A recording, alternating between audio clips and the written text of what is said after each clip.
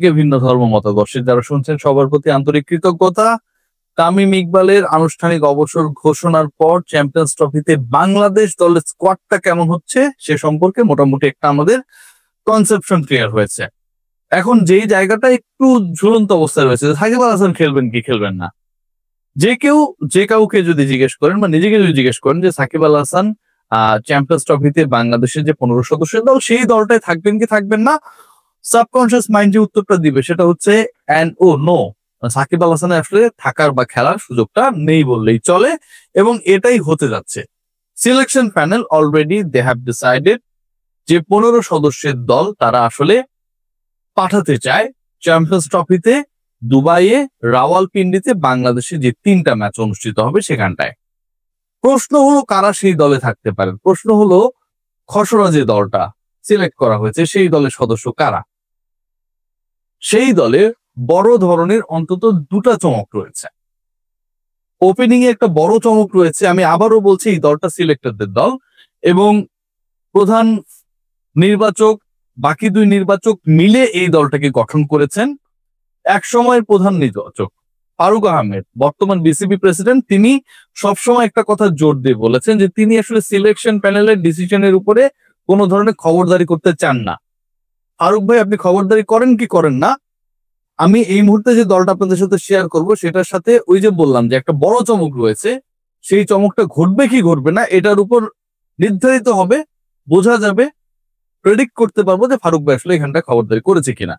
চমকের জায়গাটা নিয়ে আমি আসবো আমার আলোচনার মিডলে, তবে তার আগে আসলে দলের সদস্যরা কারা, কয়জন ব্যাটার রয়েছেন, কয়জন স্পিনার রয়েছেন এবং কয়জন পেস ডিপার্টমেন্টে নেতৃত্ব দেবেন। 4 জন পেসার নিয়ে বাংলাদেশ যাচ্ছে এবং এই 4 জন পেসারের সাথে বাংলাদেশ দল 3 জন স্পেশালিস্ট স্পিনার নিয়ে যাচ্ছে, অর্থাৎ 4-3-এ 7 জন। এবং এই স্পেশালিস্ট স্পিনারদের মধ্যে একজন রয়েছেন মেহেদী হাসান মিরাজ, যিনি ব্যাটিংটাও ভালো পারেন। তার মানে বেসিক্যালি ব্যাটারদের জন্য পজিশন রয়েছে টোটাল 9টা। ওপেনিং এ তানজিদ হাসান তামিম এবং সৌম্য সরকারের উপর ভরসা রাখছে বাংলাদেশ টিম ম্যানেজমেন্ট এবং এর পরে যে স্লট বা স্পটটা রয়েছে সেটা ক্যাপ্টেন নাজমুল হোসেন শান্ত। ওয়ানডেতে শান্ত পারফরমেন্স, এই মুহূর্তে বাংলাদেশের যে কজন কনসিস্টেন্ট পারফর্মার রয়েছেন অ্যালং উইথ মেহেদী হাসান মিরাজ, আমার কাছে মনে হয় তাদের মতোই। নাম্বার 4-এ team management they are thinking Mehedi Hasan মিরাজকে সেখানটা খেলানো যায় কিনা। নাম্বার 5, 6, 7, 8, 9 এই যে জায়গাগুলো, মানে আমি 4 পর্যন্ত আপনাদের সাথে শেয়ার করেছি। 5-এ তাওহিদ হৃদয়, 6-এ মুশফিকুর রহিম, 7-এ মাহমুদুল্লাহ রিয়াদ, 8-এ জাকির আলী অনিক এবং 9 নাম্বার যে পজিশনটা সেই পজিশনটা আমি উজ্জ্বল রাখছি, ওখানটায় চমক রয়েছে। আমি এটা ব্যাটিং ওয়াইজ বলছি না, মানে আমার যে দলটা বা আমি যে দলটা যে খসড়া দলটা চূড়ান্ত করেছেন সিলেকশন প্যানেলে 15 সদস্যের নাম তারা চূড়ান্ত করেছেন সেই দলটার কথা বলছি।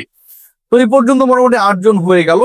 স্পিনার আমি আগেই বলছিলাম যে মেহেদী হাসান মিরাজ তো সেখানটায় রয়েছে, তার সাথে আরো 2 জন স্পিনার অ্যাড হচ্ছেন। একজন বাঁহাতি অর্থোডক্স সাকিব আল হাসান যেহেতু দলে নেই, থাকছেন না সিলেকশন প্যানেলে 15 সদস্যের দলে, শেষ পর্যন্ত সাকিবকে রাখা হয়নি, চ্যাম্পিয়ন্স ট্রফিতে তার খেলা হচ্ছে না।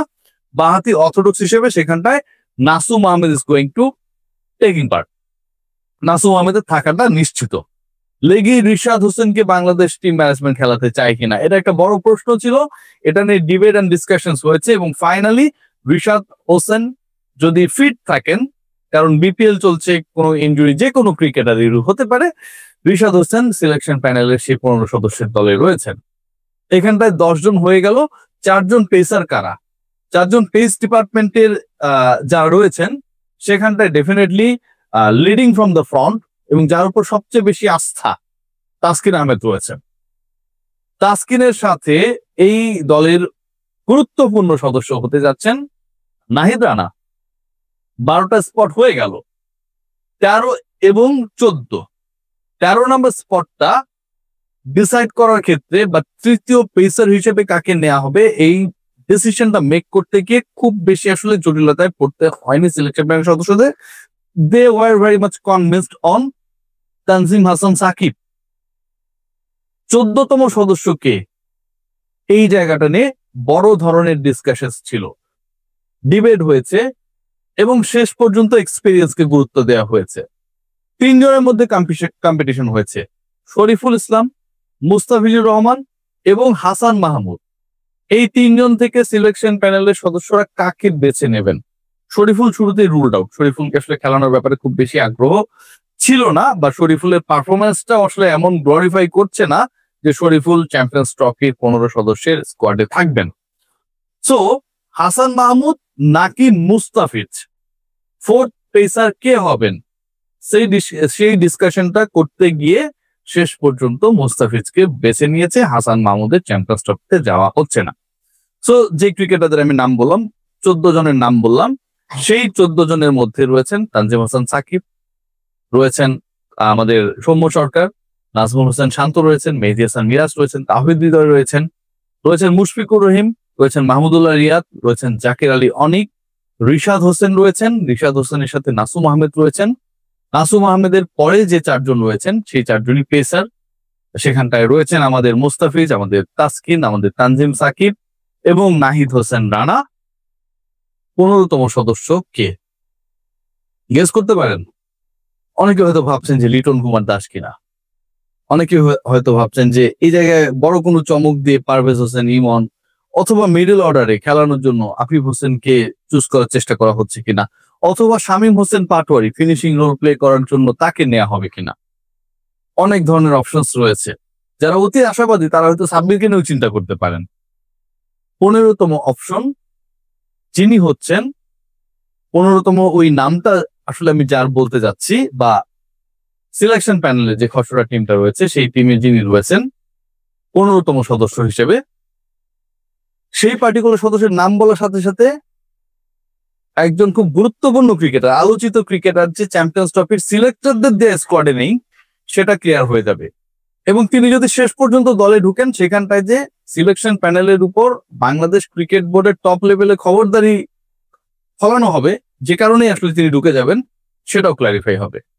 15th যে নামটা আমি বলবো সেটা হচ্ছে পারভেজ হোসেন ইমন। এর মাধ্যমে কি ক্লিয়ার হলো? এর মাধ্যমে ক্লিয়ার হয়ে গেল লিটন কুমার দাসকে দলে না রেখেই, লিটন কুমার দাসকে চ্যাম্পিয়ন্স ট্রফির 15 সদস্যের স্কোয়াডে না রেখেই সিলেকশন প্যানেল তাদের দল চূড়ান্ত করেছে। অনেকে বলতে পারেন লাস্ট ম্যাচে লিটন খুব ভালো খেলেছে। এটা আসলে বলার খুব বেশি সুযোগ নেই, কারণ that was a T20 match. এবারের বিপিএল এর সবচেয়ে দুর্বলতম বোলিং অ্যাটাক গুলোর বিপক্ষে সেই পারফরমেন্সটা ছিল। And Bangladesh is going to play the champions trophy Pakistan এবং ইউএইতে, যেটা হবে আবার 50 ওভার্স ম্যাচ। 50 ওভারের সাথে আপনি 20 ওভারকে মেলাতে পারেন না। যেহেতু আপনি মেলাতে পারেন না, সো ওই জায়গাটায় আমি যার নাম বললাম তার থাকার সুযোগটা নেই। লিটন কুমার দাস, লিটন কুমার দাসকে বাংলাদেশের 15 সদস্যের যে দলটা যারা চ্যাম্পিয়ন্স ট্রফি খেলতে যাবে সেই দলে না রেখেই সিলেকশন প্যানেল তাদের দল চূড়ান্ত করেছে। লিটনের না থাকাটা নিয়েও কারোর মধ্যে খুব বেশি অবাক করার ব্যাপার নেই। ওয়ানডে যে পারফরমেন্স, সেই পারফরমেন্স আসলে খুব বেশি আশাবাদী কাউকেই করে না, এবং কাউকেই করে না। ইনফ্যাক্ট পারভেজ হোসেন ইমন বিকল্প ওপেনার হিসেবে আপকামিং চ্যাম্পিয়ন্স ট্রফিতে বাংলাদেশ দলের হয়ে খেলতে যাবেন। 15 সদস্যের স্কোয়াডটা আমার কাছে খুব ভালো মনে হয়েছে, ব্যালেন্স মনে হয়েছে। 4 জন দারুণ পেসার রয়েছেন, 3 জন দারুণ স্পিনার রয়েছেন, এবং 3 জন স্পিনার 3 টাইপের, অফ স্পিনার রয়েছেন, লেগ স্পিনার রয়েছেন, বাঁহাতে অর্থোডক্স রয়েছেন। মিডল অর্ডারে আমরা যেটা দেখছি সেখানটায় ব্যাকআপ ক্রিকেটার রয়েছেন, জাকের রয়েছেন, ওপেনিং এ ব্যাকআপ রয়েছেন, এবং একই সাথে সৌম্য সরকার এবং আমরা যদি খেয়াল করি তানজিদ হাসান তামিম, দুজনই কিন্তু ওয়ানডেতে ধারাবাহিক। সো এই দুজনকেই ভরসায় রেখে বাংলাদেশ শেষ পর্যন্ত চ্যাম্পিয়ন্স ট্রফির জন্য 15 সদস্যের স্কোয়াডটা চূড়ান্ত করেছে। আর ফাইনাল কল ওই যে দস্তখত করবে, সিগনেচার করবে ফারুক আহমেদ, তিনি আবার যদি কোনো ভেলকি দেখান তাহলে লিটন ঢুকে যাবে, পারভেজ ইমন আউট হয়ে যাবে। সবাই ভালো থাকবেন, টেক গ্রেট কেয়ার।